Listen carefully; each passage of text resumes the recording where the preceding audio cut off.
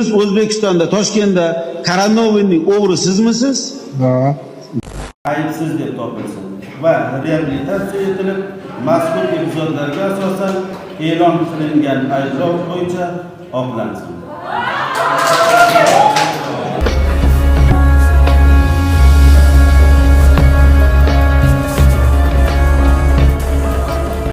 Ben bitta narsani tushunmayman-da, Qudratullayev. Nimaga savolga to'g'ri javob berishdan cho'chiysiz? Yo'q, men просто Aylanib o'tishga harakat qilasiz. Yo'q, men просто oydinlik kiritishga to'g'ri. Yo'q, siz oydinlik kiritmayapsiz. Siz savolga aniq javob berishdan qo'rqasiz. Nimagadir? To'g'risini aytib qo'ya qolmaysiz. Yerda o'tirganlar mendan tashqari to'g'ri, men sudyaman. Men balki buni gapirishim bilmadim qanchalik to'g'ri, lekin sizga tushuntirish uchun men shuni gapirishga qaror qildim. Sizni ruxsatsiz. Hali ham men sizga gref masalasida ham savol berdim. Siz aylanib o'tdingiz, ehson deb. Ehson bilan grefning farqi bor. Buni hamma biladi, yosh bola ham biladi. Смотрящий qilib 1 yil bo'lganini ham hamma bor, u yerda yozilgan, hamma biladi. Sizni ruxsatsiz.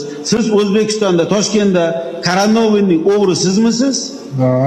Bor zakoni deydi-yu. Siz tergovda ko'rsatmalarni muhokama qilamiz, qachon kim qilganini.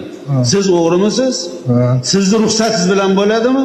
Ha. Ne bo'lmasa bu narsaga javob berishdan qo'rqasiz. Потому что смотрящий qo'yilmagan, yana Abbosda bo'lgan, Murod To'rayevda bo'lgan. Hajjayevda ham bu masalani ko'tardik. Hajjayevga ham siz aytdingiz. Kuchovozlik bo'libdi, qarab tur. Даже statistikasini keltirdingiz. 60. Давайте назовем все по своим именам. Это называется смотрящим? Смотрящим. Ну вот, о чем я спрашиваю. Да. Значит, Кудратуллаев вас назначил смотрящим? Не. По вашим понятиям? Не, ну как, я столько лет я жил этой жизнью.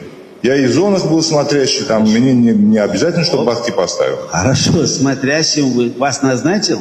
Год вы показания давали, я просто с ваших слов говорю, что вы были смотрящим. Вот тогда Не, я смотрящий был, я же говорю. По городу Ташкента. Да.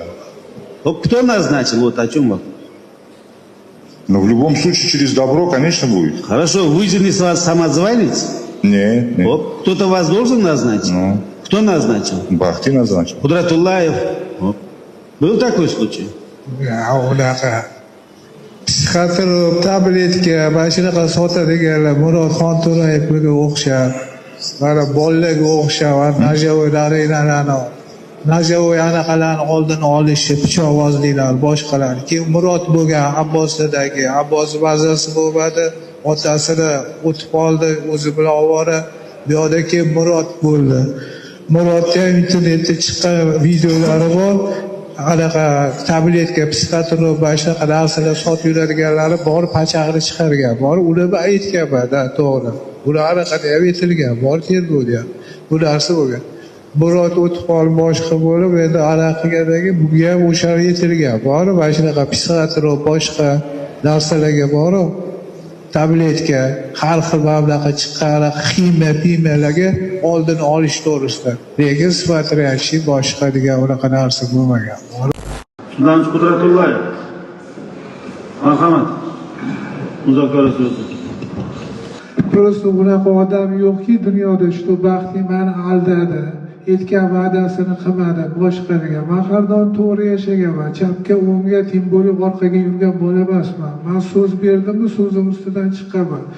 O'g'riga aldab bo'lmaydi birovni. Aferistlik qilib, mashinalik qilib, xulatib, unaqa narsa menga to'g'ri kelmaydi bu men hayotimda. Boshqasi qilishi mumkin, pozolat qilishi mumkin. Lekin menga unaqa narsa to'g'ri kelmaydi. O'shaning uchun meni o'zimga yarasha obro'yim bor, so'zim bor.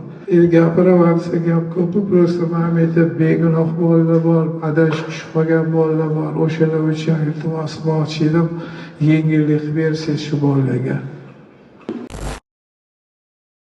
Qudratullayev Baxtiyor Zabarovich O'zbekiston Respublikasi Jinoyat protsessual kodeksining 83-moddasi 3-bandiga asosan O'zbekiston Respublikasi Jinoyat kodeksining 277-moddasi 2-qismi B v bandlarida O'zbekiston Respublikasi Jinoyat kodeksining 165-moddasi 3-qismi V bandida jabrlanuvchi Talipov epizodiga oid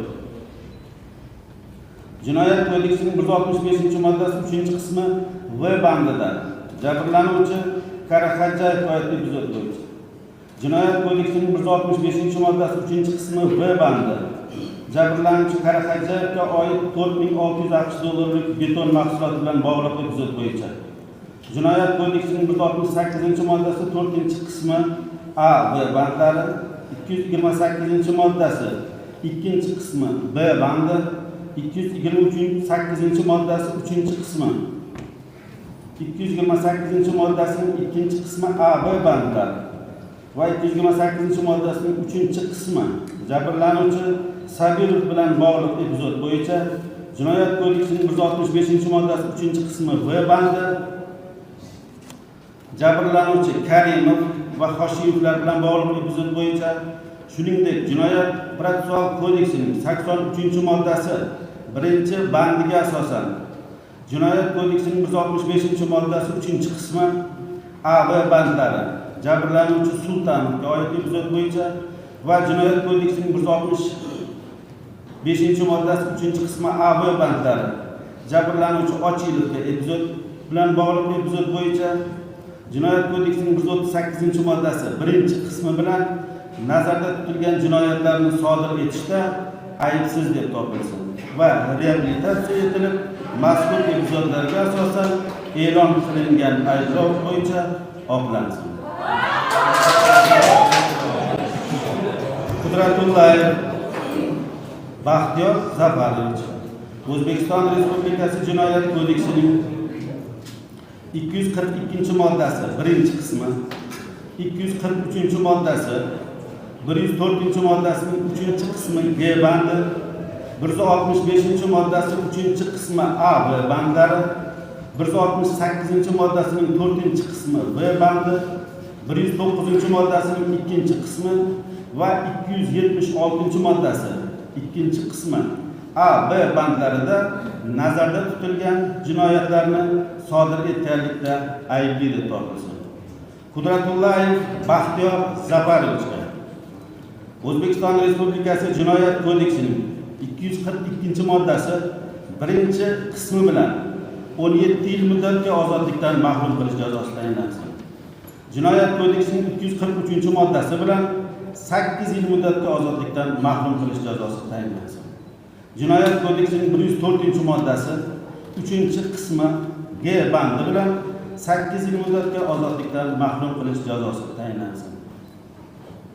Jinoyat kodeksining 165-moddasi 3-qismi A, B bandlari bilan 15 yil muddatga ozodlikdan mahrum qilish jazosi tayinlansin.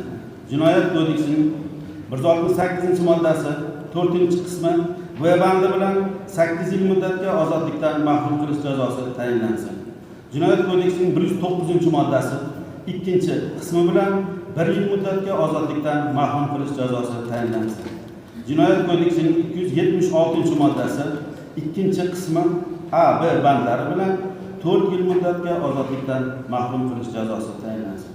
Jinoyat kodeksining 59-moddasi tartibida tayinlangan jazolarni qisman qo'shish yo'li bilan 19 yil muddatga ozodlikdan mahrum qilish jazosi tayinlansin.